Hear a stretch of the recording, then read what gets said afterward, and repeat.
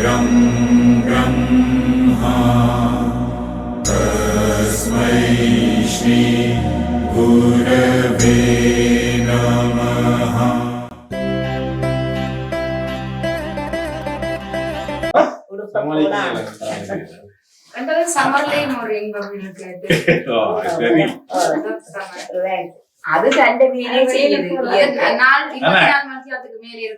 என்ன பிரச்சனை என்றால் சம்மர்ண்டா உண்மையில இயற்கையா அந்த கரண்ட் உதவி இல்லாம இருக்கணும். ஆனா அப்படி இருக்கல, அது ஏசி கொடுத்தான் வேணும். கரண்ட் சொன்ன உடனே செயற்கை வாழ்க்கை வந்துட்டு உண்மையில இயற்கை வாழ்க்கை இயற்கையா இருக்கணும். இங்க இயற்கை மற்ற நாடுகளை விட இங்க இயற்கை தன்மை கூட. அந்த ஆனால் இதுல தங்கி இருக்கிறது எங்களுக்கு தெரியாமல் அந்த ஆரோக்கியத்தை பாதிக்கிறது. எலக்ட்ரிசிட்டி என்ன வேவ்ஸ் தானே. ஓகே, அப்ப எப்படி போயிட்டு போனாங்களா ஆனந்தம் என்று சொல்லினா நீங்களும் போக மாட்டீங்க. ஆனா ஆனந்த மாதிரி தெரியல.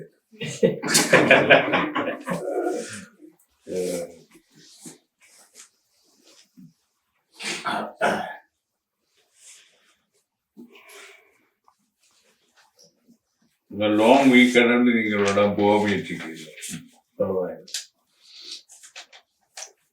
எங்க போய் என்ன செய்யுது, திரும்பி வந்து என்ன செய்யறது, மனத்தை மாத்துறதுக்கு இப்ப உங்களுக்கு இருந்த இடத்துல இருந்தே மனத்தை மாத்தலாம்.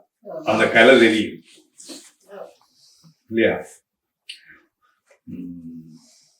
ஆனா என்னண்டா எங்களுக்குள்ள சக்தி எங்களுக்கு தெரியாது. இப்ப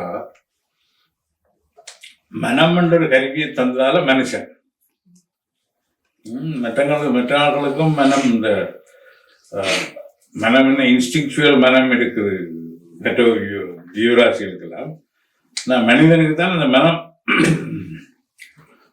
மனத்துடைய மனத்தால் தான் வாழ்றான். மனத்துடைய ஆற்றல் அது இதெல்லாம் முழுக்க தெரிய விட்டாலும் ஓரளவுக்காக தெரியும். இப்ப மனம் இந்த விரிக்கிறன் பிரபஞ்சம் முழுக்க மூடிடுச்சு.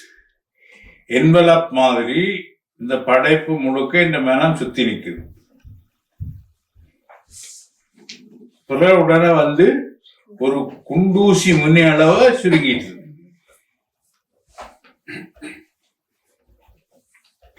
இதுக்கு பிசிக்கலாக பிரபஞ்ச அளவில் மனத்தை விரிச்சம், குண்டூசி முனி அளவு மனத்தை சுருக்கிட்டேன். அனோர் அணியான் அணுக்கு அனுபவம் மகதோ மகதான், பிரமாணத்துக்கு பிரமாணம்.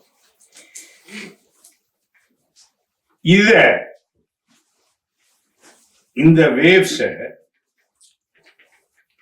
விஞ்ஞான ரீதியாக விரிச்சு சுருக்க எத்தனை சேட்டலைட் வேணும், எத்தனை கினெட்டிக் அப்பரேட்டஸ் வேணும், எத்தனை பவர்ஃபுல் மோட்டார்ஸ் விரிக்கிறது. அது ஃபுல்லா விரிக்கல ஏதோ ஒரு லிமிட்க்கு போய் திருப்பி அதுல இல்லையா? அதானே இப்ப ஸ்பெக்ட்ரம் அலையெல்லாம் வருது. டெலிபோன் வந்ததுன்னா செல்போன் அது எழுதுறது அதெல்லாம் இந்த அலைய விதித்த. ஆனா எப்படி விதிச்சாலும் பூமியில முழுக்க கவர் பண்ணது இல்லையா? அதனாலதான் இந்த காசு டெலிபோன் பேசுற காசு சில நாடுகளுக்கு கூட சில நாடுகளுக்கு குறைவு. அந்த விதிக்கிற ஃபெசிலிட்டிஸ் அங்க குறைவு, அதெல்லாம் கூட பே பண்ணுவோம். ஆனா உங்களோட நம்முடைய மனம் இந்த யாழ்ப்பாணம் மார்க்கெட்டுக்கு போயிட்டு வந்துடுது. இந்த வாங்கிட்டு மனங்களாங்க அவிச்சு விற்கிறது. திருப்பி என்ன வந்துட்டு இது உண்மையிலேயே போய் வருகிறது. இதுக்குரிய ஃபியல், இதுக்குரிய எரிசக்தி செலவு எவ்வளவு இருக்கும்? ஆனால் எந்தவித செலவும் இல்லாமல் இந்த பிரபஞ்சம் முழுக்க விரிச்சு ஒரு குண்டூசி மினி அளவுக்கு நான் சுருக்கிறேன். இந்த பவரை உலகியல் ரீதியில விரிக்கிறதுக்கும் சுருக்கிறதுக்கும்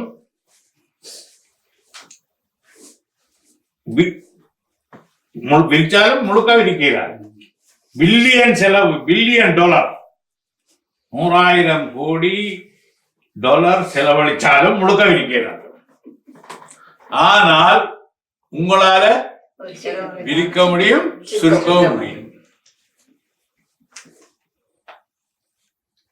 அப்ப உங்கள்கிட்ட எவ்வளவு பவர் இருக்குன்னு தெரியுமா? புரியுதா? அப்ப என்னட்டு என்ன இருக்குன்னா ஒன்றும் இல்லை. மனோசக்தி என்றது காற்றை விட கூட.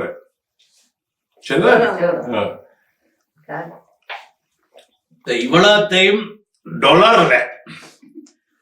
டாலர்ல பார்த்தா எவ்வளவு சக்தி. இப்ப உதாரணத்துக்கு யாழ்ப்பாணத்துக்கு போயிட்டு வந்தோம். விசா எடுத்து பிளேன் எடுத்து தனி ஜெட் தனி ஜெட்டில போய் பலாரியில இறங்கி அங்க போய் திருப்பி வர அவ்வளவு காசு வேணும். நேரத்துக்கு காசு போட்டு இவ்வளவுக்கும் எவ்வளவு காசு வரும்? 25,000 டாலர் தனி ஜெட்டில போய் இது கேஸுக்கு போயிருமா? வேற இடம் நிக்கிறீங்க, டக்குன்னு பலாகி போறது. இவ்வளவு காசு வரும், இவ்வளவு நேரம், குறைஞ்சது 2 நாள் எடுக்கும். நான் ஸ்டாப் டக்குன்னு ஸ்பீட்ல போய் செலவு. ஒருவித செலவும் இல்லாம 10 தரம் போயிட்டு வருது ஒரு 2 செகண்டுல மைண்ட். இந்த மைண்டுக்கு இவ்வளவு ஆற்றல் இருக்கு. இந்த ஆற்றலை டாலர்ல கணக்கு பண்ணா அவ்வளவு. இத நாங்கள் இந்த ஆற்றலை தேவையில்லாததுக்கெல்லாம் விட்டு விட்டு எடுக்கிறோம். இந்த ஆற்றலை தேவையில்லாம சிந்திக்கிறோம், பழசுக்கு விடுறோம், புதுசுக்கு விடுறோம். எந்த அளவுக்கு நாங்கள் விடுறோம்? இந்த ஆற்றல் என்னுடைய உயிரில் இருந்து வலிக்கிறது. உயிரென்றது ஆத்மா. அந்த உயிரில் இருந்து வலிக்கிறது மனமாக. அந்த அலையை நான் இவ்வளவு தூரம் என்னால் விதிக்க முடியும்.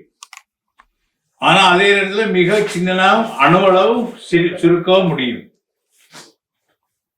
இந்த சக்தி எனக்குள்ள இருக்கு. அப்ப மனிதன் முன்னேறினது என்று நினைக்கிற இதுவரையில கண்டுபிடிச்ச எல்லாம் இது தந்ததுதான், இந்த ஆற்றல் தந்ததுதான். This power. அப்ப உங்கள ஒண்ணும் இல்லைன்னு சொல்லிடுவோம். இந்த பவரை உங்களோட பழைய எண்ணங்களும் புதிய எண்ணங்களும் தான் சேர்த்து பலதாகி கொண்டு பிரிச்சு பிரிச்சு பிரிச்சு பலதாகி கொண்டு. இந்த பவரை உற்பத்தி செய்கிற மனத்தை நாங்கள் இல்லாமல் செய்துட்டோம். இது மனத்தினுள்ள சக்தியை விளங்கப்படுத்தினான். அதை விட அதை இல்லாமல் செய்து மனம் எதில இருந்து தோன்றுதோ அது கிட்ட போய் நிக்கிறோம். புரியுதா? சோ ஆத்மான்றது மனம் வெளிக்கிற ஒரு ஊற்று. அப்ப இந்த ஆத்மா என்று சொல்ற உயிர் எங்கிருந்து வந்தது? பரம்பொருளோ அல்லது பிரம்மமோ பரமாத்மாவோட பெரிய பெரிய ஒன்று வந்தது. அப்ப இது எது என்று சமயத்தை விட்டுட்டு யோசிக்கணும். இது எதுன்னு சொல்லி அவர் பிரம்மத்தில் இருந்தது ஆக பெரிய சக்தி. சோ அந்த சக்திய என்னுடைய கருணையால அன்பால பிடிக்கலாம், அன்பால அந்த நிலைமைக்கு நான் போகலாம். சோ அந்த நிலைமைக்கு போனால் அது என்னல பிரதிபலிக்கணும்டா நான் எல்லாரையும் அன்கண்டிஷனல் லவ். ஏன்னா அது நான் உண்டு. புறத்தோற்றம் எப்படி இருந்தாலும், அவுட்டர் எப்படி இருந்தாலும், நான் அமைதி அடைஞ்சால் தான் அதை பிடிக்கலாம். பீஸ். அப்ப நான் எங்கிருந்து வந்தேனோ அதை நோக்கி போற பொழுது எனக்கு பீஸ் கிடைக்குது, அமைதி. அந்த அமைதி அன்பாக அன்கண்டிஷனல் லவ்வா மாறுற போது எனக்கும் ஹாப்பினஸ், ஜோய். அந்த அன்பை அதுகிட்ட திருப்பி நான் கொடுக்கிற பொழுது அது எந்தவித படைப்புகளுக்குள்ளேயும் சின்னனா பிரிக்காமல் என்னுடைய அன்பை முழுக்க அந்த அளவுக்கு நான் விரிக்கிற பொழுது அந்த ஜோய் அல்லது ஹாப்பினஸ் அல்லது வாழ்க்கையின் நோக்கம் பிடிபடுது. அப்ப நான் என்னுடைய பிரபஞ்சம் அளவு விரிந்து நிற்கின்ற பிரம்மத்துக்கு என்னுடைய அன்பை அதனுடைய அளவுக்கு நாம் விரிக்கிறதுக்கு அன்கண்டிஷனல் வேணும். எனக்குடைய அன்பு இருக்கு, அதனுடைய அளவுக்கு விரிக்கிறதுக்கு விரிகிற பொழுது என்ன ஏற்படுது என்றால் நானும் பிரம்மமும் உண்டாகிறோம். ஏன்னா அது விசாலமாக பறந்து நிற்குது, எல்லாம் எல்லாம் எல்லாம் வல்லது, எல்லாம் முடியக்கூடியது. அந்த அளவுக்கு நான் என்னுடைய அன்பை விரிக்கிற பொழுது செடி கொடி மரம் புழு பூச்சி மனிதர்கள் எல்லாரும் மிருகங்கள் எல்லாத்துக்கும் அந்த அன்பை காட்டுறோம். ஏனென்றா அந்த அதுல உள்ள ஸ்பிரிட் அல்லது அதில் உள்ள உயிர் அல்லது அதில் உள்ள ஆத்மா நானும் ஒன்று. ஒன்றுனா என்ன, சொந்தக்காரர் தானே. சோ அதை நான் எப்படி மெயின்டைன் பண்றது? வெளி தோற்றம் எப்படி இருந்தாலும், அவுட்டர் நிலைமை எப்படி இருந்தாலும், எனக்குள்ள ஹாப்பினஸும் பீஸும் அமைதியும் இருந்தால் என்னுடைய வெளித்தோற்றமும் வெளி நிலைமையும் இருக்கும். அப்ப உறவுகளோடு எப்படி இருக்கிறதா அது ஆத்மா. அதுக்கு நான் அன்பு செலுத்த வேண்டியது என்னுடைய கடமை, யுத்துக்கா என்னுடைய கடமை. அப்ப அந்த கடமையிலிருந்து நான் வளருற போது எனக்கு அமைதி கிடைக்காது. அதுன்ற நிலைமை வேற. அதுன்ற பவுண்டரிகள்ல மன பவுண்டரிகளை நான் உள்ளிடக்கூடாது. உங்களோட வேலைக்குள்ள வரையிடாது. வாசலத்துல வந்து வெள்ளாமாண்டுகிட்டு தான் வரணும். அதான் நீங்க வாக கொண்டு கூப்பிட்டாதான் போகலாம். இப்ப டக்குன்னு போய் வீட்டுக்குள்ள போக கூடாது தானே. ஏன்னா அது அமைதிப்பட்ட பிரதேசமா இருக்கலாம், இல்லை இல்லாமல் இருக்கலாம். நான் அமைதிப்பட்ட நான் ஏன்னா உள்ளுக்கு I have peace. I have peace என்றா என்ன அடுத்தது? I have happiness. எனக்கு அமைதி இருக்குண்டா என்ன இருக்கு? சந்தோஷம் இருக்கு. அப்ப என்னுடைய உள்ள அமைதி வெளி அமைதிக்கு கரண்டி. அப்ப இந்த பிரம்மம் அதுல இருந்து வந்தனா என்னுடைய பிரச்சனை என்ற கர்மாவை சேர்ந்தது. இப்படி எல்லாம் விளங்கி இருக்கின்ற பொழுது நான் என்னையே பிரம்மத்திலே பிரம்மத்தில் லயமாகி என்னுடைய அடையாளங்களை ஐடென்டிட்டியை அளிக்கிற பொழுது நானும் பிரம்மம் உண்டா இருக்கிற நேரம் I am contributing a peaceful atmosphere to the global consciousness. இல்லையா? நான் பிரம்மத்தோட ஐக்கியமா இருக்கிற பொழுது உலகத்தில் அலையாக நிற்கின்ற எல்லாத்துக்கும் நான் அமைதியை கொடுக்கின்றேன். பிரச்சனை கூட பிரச்சனை என்ன? என்ற மகன் என்ற மகனால பிரச்சனை என்னடா அமைதியை தரவில்லை. அமைதி என்றா என்ன? சந்தோஷம். ஆன்மீகம் விளங்க சிம்பிள் ஃபார்ம். அப்ப இந்த பவர் என்ன? இந்த மைண்ட படைப்பு முழுக்க விதிக்க முடியும், அணு அளவு சுருக்க முடியும். இத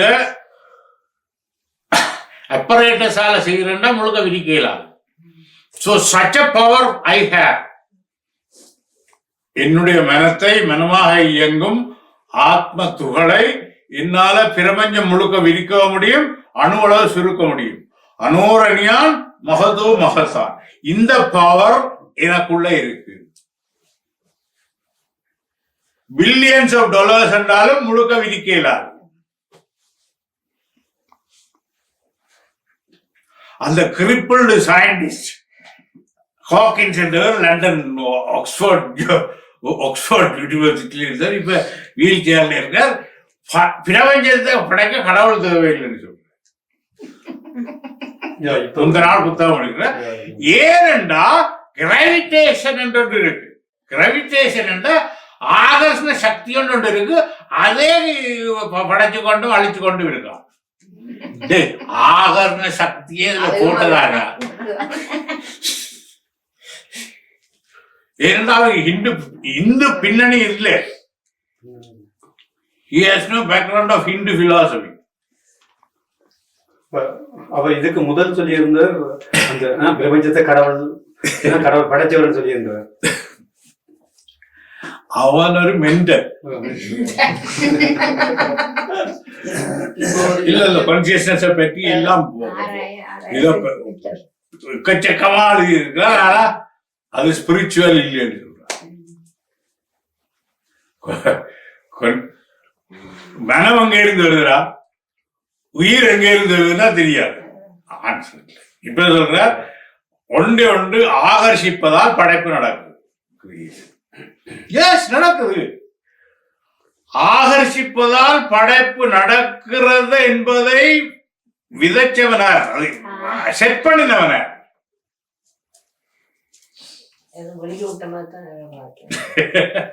இல்ல ஆகர்ஷணம்டா, நான் ஒரு இளைஞியை பார்த்து ஆகர்ஷிக்கப்படுகிறேன். ஒரு இளைஞா என்ன உண்டாக்கினவனார், இந்த பருவத்தை உண்டாக்கினவனார், அந்த இளைஞியை உண்டாக்கினவனார். தாயப்பன் இருக்கோ இல்லையோ?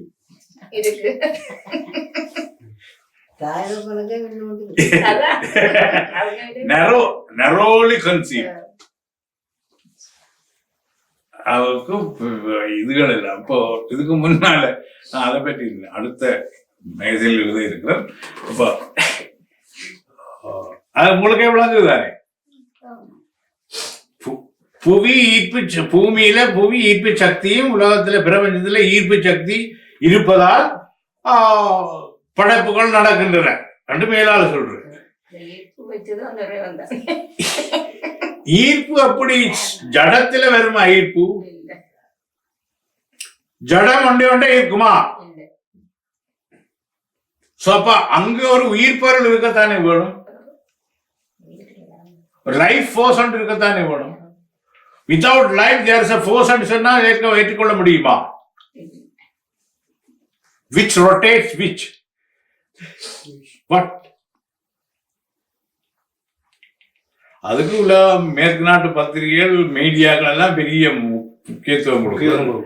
அது முழுக்க ஃபுல் ஆஃப் கண்ட்ரடிக்ஷன்ஸ்.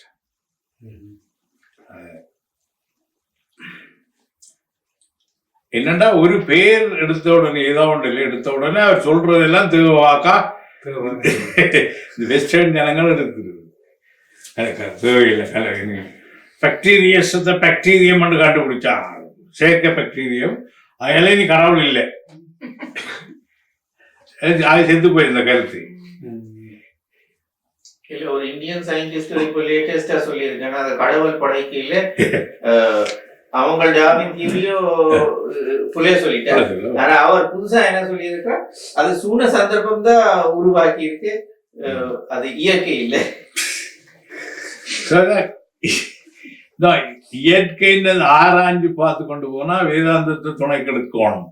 அப்ப இருக்கிற போது இன்டென்ட் ஃபீலிங் வருது, இன்டென்ட் நோக்கம் வருது, ஃபீலிங் வருது. அப்ப ரெண்டு சேர்ந்தோன்னா மோஷன் வருது. மோஷன் இயக்கம். அறிவு அல்லது நோக்கம், ஃபீலிங்ன்றது அன்பு. அது ரெண்டும் வந்த உடனே இயக்கம் வருது. இயக்கம் வந்த உடனே இயங்குது உலகம். ஸோ அது அந்த ஃபீலிங்கையும் இன்டென்டையும் அந்த படைச்சது இழுத்த உடனே தன்னார மோஷன்லயே நிக்குது. அதுதான் அதை அக்செப்ட் பண்ணாத சயின்டிஸ்ட் ஒருத்தருமே இல்லை. அது கோடண்ட உடனே அந்த பிரச்சனைக்கு வர இன்டென்ட் நோக்கத்தையும் ஃபீலிங்கையும் யாரா வச்சாங்க? உனக்கு எல்லாத்தையும் பார்த்தா ஃபீலிங் வராது. ஒரு உயிர் பொருள் இருந்தால் பூவை பார்த்தோன்னா ஒரு ஃபீலிங் வருது. பூவுல உயிர் இல்லாவிட்டா ஒரு ஃபீலிங் வருமா? ஒரு சின்ன நாய்க்குட்டியே அல்லது குரங்கு குட்டியே ஏதோ ஒரு நக்கிலே ஏதோ பார்த்த உடனே ஒரு ஃபீலிங் வருது. அதை போய் தடவணும் மாட்டேன் இல்லையா? பாம்பை பார்த்தா தான் வராது. ஆனா பாம்பையும் பார்த்து வரணும்.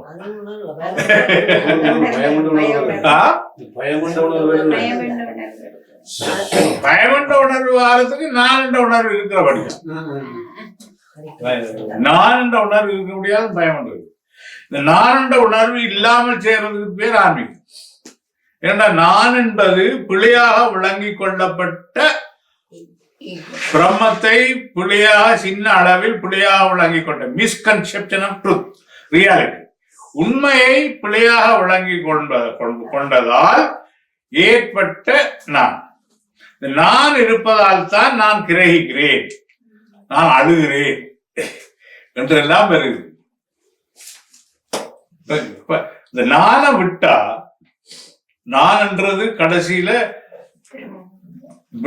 ஆத்மாண்டு மாறும். அதனாலதான் நாங்கள் நான் என்பதை சமய குறவர்கள் அல்லது ஞானிகள் எல்லாரும் நான் என்றதை சொல்லாமல் அடியேன் என்று சொன்னவர். அடியேன் அடியேன் என்று சொல்ற பொழுது பெரிய ஒரு சக்திக்கு நான் அடிமைப்பட்டிருக்கிறேன். ஆனா நாங்கள் அடியேனும் அல்ல, அது நானும் ஒன்று. அதில் அன்பு செலுத்தத்தான் முடியுது தவிர we are not slave. அந்த மென்டல் ஸ்லேவரி என்று பெரிய ஒரு பிரச்சனை இருக்கு, மன அடிமைத்தனம். அது என்ன தலையை சாய்க்கும். அதுல மன அடிமைத்தனத்துல இருந்தால் மன பயம் வருது. இந்த மன பயம் இல்லாவிட்டா ஸ்ட்ரென்த் பலம் வருது, மன பலம் வருது.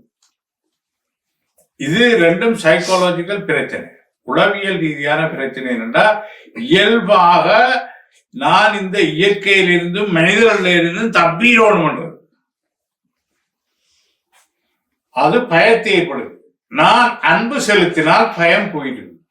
பயத்துக்கு ஆன்டிடோட், மாற்று மருந்து அன்பு. குலைச்சு கொண்டு வார நாயக பயந்து ஓடினீங்களா திருப்பி குலைக்கும். நின்று அன்போட பார்த்தா குலைக்கிற அழகை பார்த்தோம், அப்படியே கொஞ்ச நேரம் பார்க்கும், டவக்கண்ணு வந்து வாலியாட்டும் உங்களை சுத்தி வரும். இந்த லவ் வேவ்ஸை அனுப்ப தெரிஞ்சிருக்கணும். ஏன்னா லவ் வேவ்ஸை அனுப்புறதுக்கு பதிலாக நாங்கள் பய வேவ்ஸை காட்டின உடனே அது பயந்து இல்லை கலை.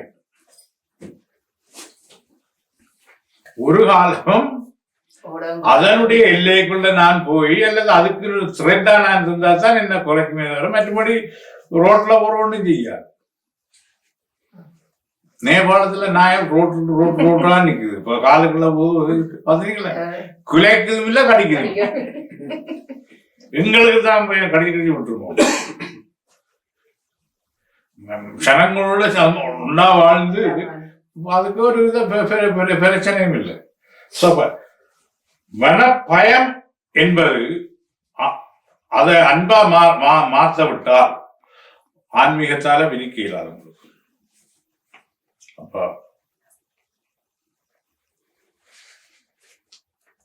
இந்த மனப்பயம் என்பது என்ன? உலகத்தை பற்றிய ஆரோக்கியமான சிந்தனை இல்லாமை. உலகத்தை நெகட்டிவா பார்த்தா பயம் இருக்கு, என்னையும் உலகத்தையும் பாசிட்டிவா பார்த்தா பயம் இல்லை. நாமாக்கும் குடி அல்லோ. அடுத்தது நம்மனை என்ஜோய் பண்ணுது, யமனை கூட பார்த்து பயப்பட மாட்டோம்.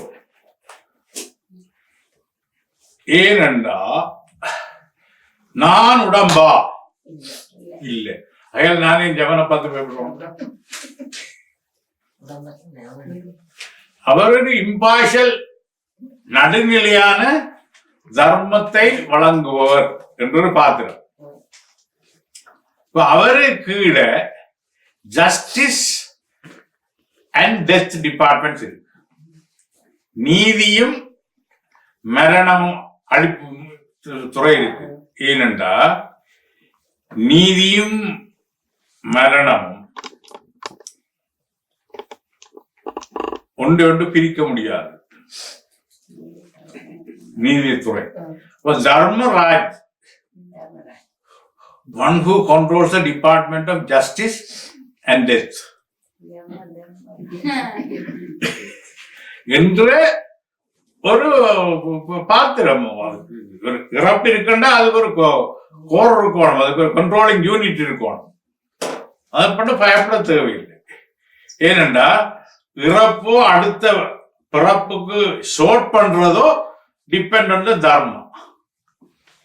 அந்த நீதியை பொறுத்து தான், தர்மத்தை பொறுத்து தான் அடுத்த பிறப்போ அல்லது எனக்குரிய தீர்ப்போ வழங்க முடியும். இந்துக்களோட சிந்தனை ஒரு அருமையான கற்பனை. அதான் தர்மாண்டு வந்திருக்கு. நிக்காம சும்மா யமன் சொல்லி. அப்ப he is the ஒரிஜினல் திராச கையில பிடிச்சிருக்கவர் என்று ஒரு கற்பனை பாத்திரமா இருந்தாலும் அது ஒரு ஹேப்பனிங் அதுக்கு ஒரு கண்ட்ரோலிங் யூனிட் இருக்கு. இப்ப இதுகள் இப்படி கண்ட்ரோலிங் யூனிட் தான் 33 கோடி இருக்கான் பிரபஞ்சத்தில். 33 கோடி சேவர்கள் சொல்றாரு கண்ட்ரோலிங் யூனிட்.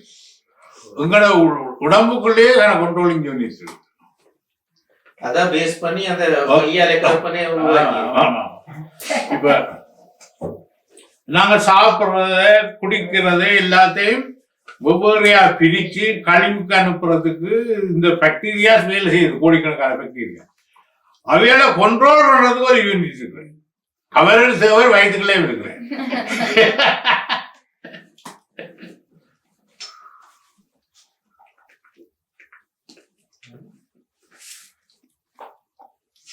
$33 மில்லியன் பாக்டீரியாஸை கண்ட்ரோல் பண்றது. ஒர்க்கிங் ப்ரொசீஜர் அது எல்லாத்தையும் இது கண்ட்ரோல் பண்றது. பாபா அவருக்கு மேல இப்படி கன யூனிட்டுகள் இருக்கு. எல்லா கண்ட்ரோலரும் ஆத்மா இஸ் த கண்ட்ரோலர். சிஸ்டம் ஒரு சிஸ்டமேட்டிக் இருக்கு. அதை மட்டும் பயப்படுறதோ அது ஒன்றும் இல்லை. இப்ப கர்மா கழிக்காமல் உயிர் எடுத்துருவாங்க.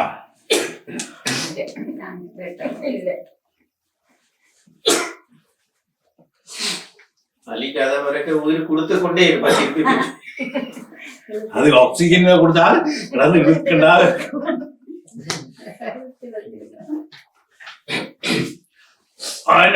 ஆக்சிடென்ட்ல 10 பேர் சாகுறான், 11வது ஆள் தப்புறானே.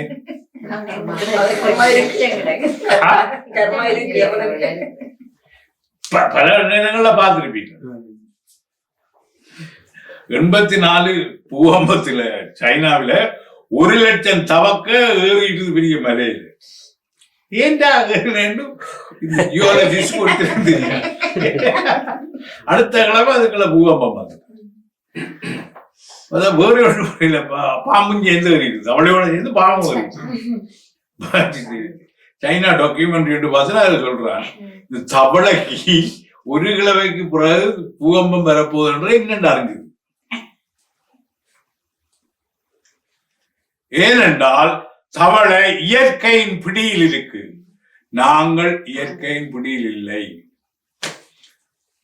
எப்படி நாங்கள் இயற்கையின் பிடியில் இருக்கணும்? நாங்கள் நிலத்தில் படுக்கணும், வருங்காலோட நடக்கணும். இப்படி இயற்கையோடு ஒத்திருந்தால் இயற்கையும் எனக்கும் தெரியும். நான் இயற்கைக்கும் எனக்கும் கட் பண்ணிட்டேன். ஒவ்வொரு ஷூவும், ஒவ்வொரு சப்பாத்தும், ஒவ்வொரு ஸ்லிப்பரும் இயற்கைக்கும் எனக்கும் உள்ள கட். நிலத்துல படுக்கணும். இயற்கையா ஒன்றும் செயற்கையானு சாப்பிடக்கூடாது. இயற்கையா பச்சை காய்கறிகளை திறந்து சாப்பிட்டு கொண்டு இயற்கையிலேயே சுடுதண்ணியில இடுதண்ணியில இருக்காம இது இல்லாம இருக்காம இயற்கையிலேயே இருந்திருந்தா இயற்கை இந்த என்ன நடக்க போறான்னு எனக்கு தெரியும். இயற்கை என்ன பாதுகாக்கும்.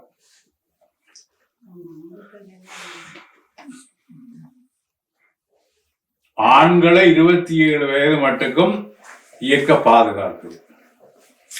பெண்களை 45 வயது மட்டுக்கும் இயற்கை பாதுகாக்கும். அளவிட்டு இயற்கை பாதுகாப்பு ஆராய்ச்சியின் முடிவு என்னுடைய புலுடா இல்ல. 45 வேணும் போஸ்ட்மார்ட்டம்.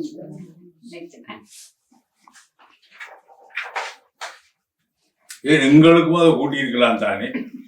அண்ட்ரூ போஸ்ட்மார்ட்டத்துக்கும் 27 வயதோடு எங்களை கலண்டி விடுது. ஏனென்றால் என்னுடைய குண்டலி சுவாமிக்கு கடைவிரை இது ஒண்ணு பொருள் காட்டுக்குள்ள அப்படி நடந்து வருவார். ஒன்று பழிச்சென்று இருக்கும் ரிஷிகர் காடுகளுக்குள்ள சும்மா நடந்து வருவார். ஒன்றும் குத்துறவனும் துணியா ஒன்றும் தெரியாது. நேச்சுரல் லிவிங் தான். இந்த லோன் அதுகள் என்ன இருக்க புல்வெளி புல் தெரியல நாங்கள் இது எல்லாத்தையும் கலட்டி போட்டு வருங்காலோட நடந்தால் இந்த புல்லுள்ள உள்ள குளோரவில் பட்டு கண் கிளிக்கிறார்.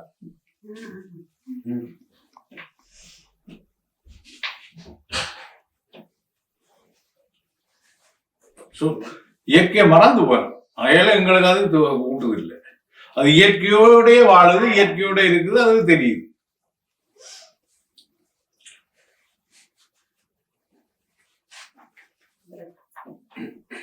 தண்ணிக்குள்ள குழந்தை சாப்பிடுறது அது தண்ணிக்கு கிடக்கிறோம் தாழும் ஒன்று தெரியாது. அதுல ஒரு சைக்காலஜிக்கல் இம்பாக்ட் ஒன்றும் இல்ல. ஏதாவது பேச நார்மலா இருக்குது. இப்ப தண்ணிக்குள்ள மிதந்து நீச்சல்ல இப்படி மிதந்து இருக்கிற ஒரு போஸ்ட் ஒன்று இருக்கு தானே, அதுல பேலன்ஸ் பண்ணினா மிதக்கலாம். ஐயோ தாண்டு போவேன்னா தாண்டு. அப்ப குழந்தை அது தெரியாது. குழந்தைக்கு தெரியாததால் அது தண்ணீருக்குள் மிதக்குது. எங்களுக்கு தண்ணீர் சாட்டு விட்டுருமன்றபடியால நாங்கள் பதட்டப்பட்டு எனர்ஜி அங்கே இங்கேயும் இது பண்ணோன்னு எங்களை இழுத்து விட்டுருவோம். இயற்கையின் பிடியில் இருக்கிறவர்களை இயற்கை காப்பாற்று.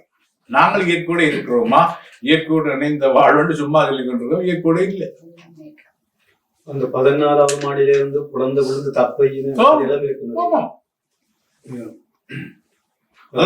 அதை சாதாரணமா ஊர்ல உள்ள பாட்டிமார் என்ன சொல்லிட்டா அத பூமாதேவி ஏந்திட்டாங்க. உண்மையான காரணம் எங்களுக்குரிய காரணத்தை சொல்றேன்டா அது பதட்டப்பட இல்லை. அதெல்லாம் புரியுது. எங்களுக்கும் பதட்டப்படாத ஒரு நிலைமைக்கு ஆன்மீகம் கொண்டு போச்சுட்டா we are also எங்களுக்கும் உணர்த்தும். இல்ல இப்போ எங்களுக்கு சில நேரம் விழுந்த நேரம் தானாவே விழுந்த மாதிரி ஒரு ஹர்ட் பண்றோம். காப்பாத்த போய் போற நேரம் அதை ஹர்ட் பண்றோம்.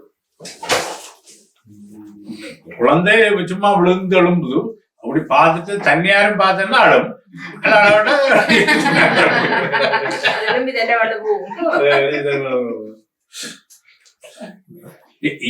இயல்பிலேயே அது படைப்பு எங்களை பாதுகாத்து கொண்டு இருக்கு. நாங்கள் அறியல. இப்ப நான் உங்க அண்டை சொன்ன பயிற்சியின்படி பயிற்சியை செய்றீங்களா வீட்டுல? உங்களோட மனமே இல்லை. மனமே இல்லைன்னா ஆத்மாவோட தான் இருப்பீங்க. அது தொடர்ந்து செய்து கொண்டிருந்தீங்கன்னா அதுக்கு எதியில போயிடும். இப்ப என்னண்டா நான் அதுல சொல்றேன், இப்ப ஆக்சிஜனை இழுத்து கார்பன் டை ஆக்சைடா வெளியில விடுவீங்க. அப்ப அந்த ஆக்சிஜன்ன்றது எரியும் சக்தி, எரிக்கும் சக்தி. சோ எரிக்கும் சக்தின்றது கினெட்டிக் எனர்ஜி, ஒரு சூட்டு சக்தி. அந்த சூட்டு சக்தியை உள்ளுக்கு போய் ஒன்று எரிச்சுதானே கரியமில்ல காபனா வெளியில விடுது. இது தொடர்ந்து நீங்கள் அதை செல்லண்டு போற பொழுது ஒரு கட்டத்துல ஆன்மீக முன்னேற்றத்துல ஒரு கட்டத்துல ஆக்சிஜனே போய் ஆக்சிஜனே வெளியில வருது. அப்போ உங்களோட ஃபுட் இன்டேக் எல்லாம் குறைஞ்சு போகும். உங்களோட ஃபுட் இன்டேக் எல்லாம் குறைஞ்சு போகும். Food will be supplied by through ஏர்.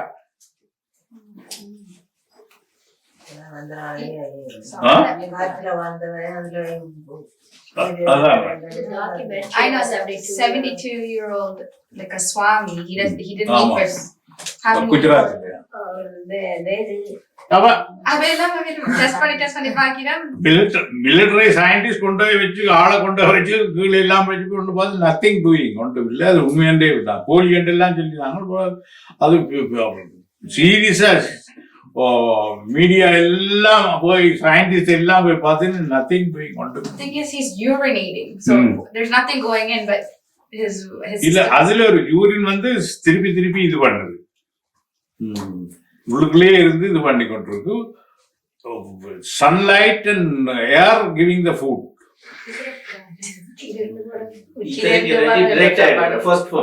ഉച്ചയിലേണ്ട ഒരു അമൃതം പറയുന്നു.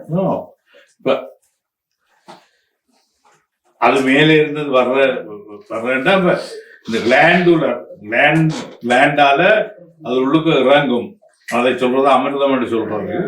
அது அந்த ஒரு துளி